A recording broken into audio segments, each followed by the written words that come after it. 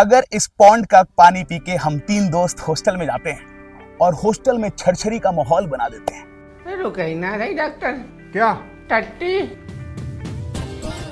तो इसे कहते हैं point source epidemic, common source single exposure epidemic, जिसमें सारे केस एक इंक्यूबेशन पीरियड के अंदर होते हैं, जैसे कि भोपाल गैस ट्रेजेडी भी इसी का एग्जांपल है। बट अगर ये पॉन्ड एक गांव का होता और इसको पी के गांव वालों को कॉलरा फैल रहा है, तो इसे कहेंगे कॉमन सोर्स कंटिन्यूअस एक्सपोजर, जिसमें cases more than 1 incubation period में होंगे।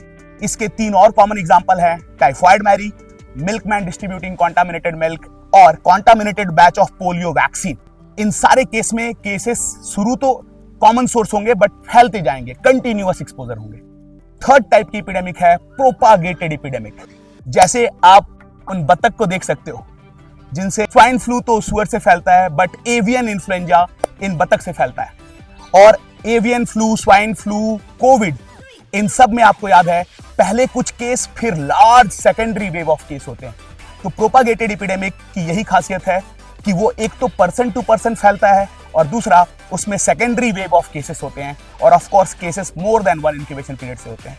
तो आई थिंक आप इन तीनों तरह की एपिडेमिक्स को डिफरेंशियली याद रखेंगे। मिलते हैं अगले एपिसोड में। टिल देन पानी पीता हूं और छरछरी करता हूं। Bye bye.